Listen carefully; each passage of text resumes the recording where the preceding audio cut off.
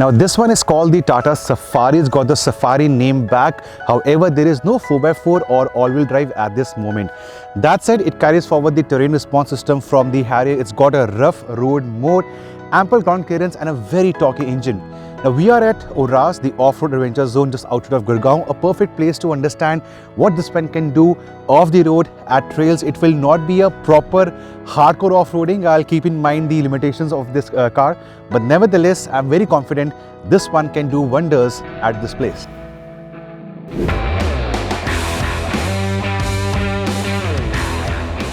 First, I went for a quick round around Oras to get used to the track and the Safari.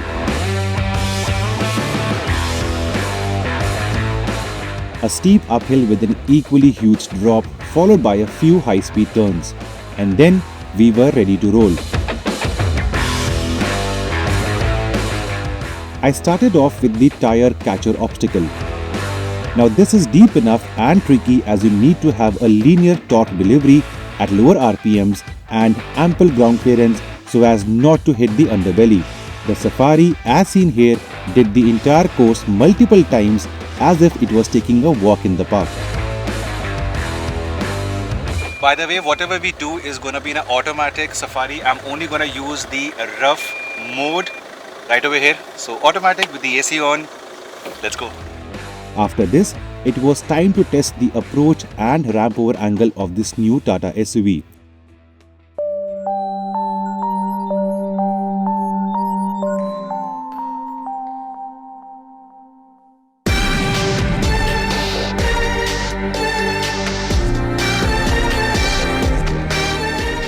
I did this course multiple times, including coming up at a faster pace for a shot that I'm sure is a treat for your eyes right now.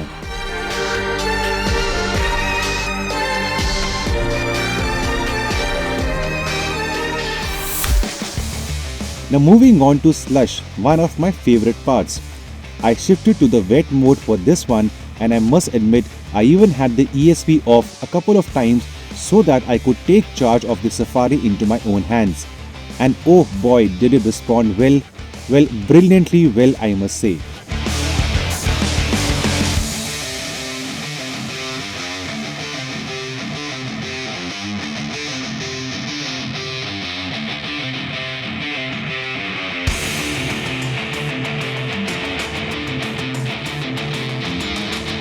Now the next obstacle was definitely tricky and demanding.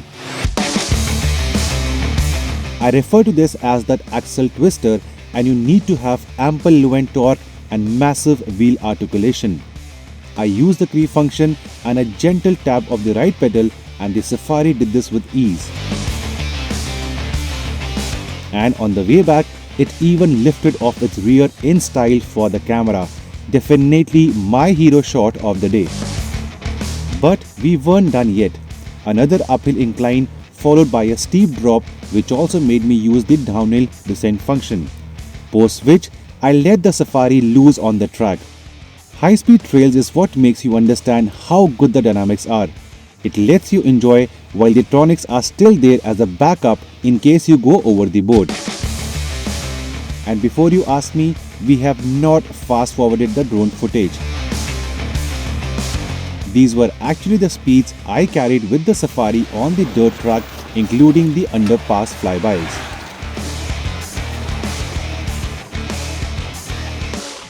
So yes, due to time constraints on the shoot day as we had to drop the vehicle back, this isn't a long video, but I promise to bring you a longer, detailed video with the Safari next month.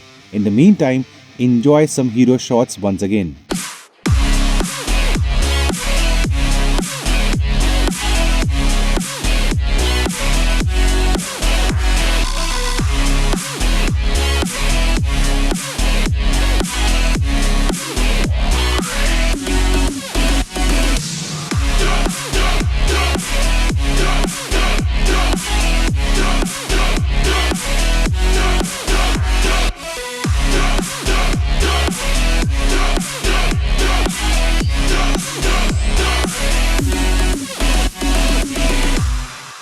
Now, I do agree that for hardcore adventure seekers who want a 4x4 or all-wheel drive, this Safari at this moment will not tick the right boxes for you. But for those who have a family, you, your wife, your parents and your kids, you want to go for your weekend outings to a place which is off the road, average amount of trails, slush driving, a bit of undulations and so on, this thing will do that in utter comfort and safety.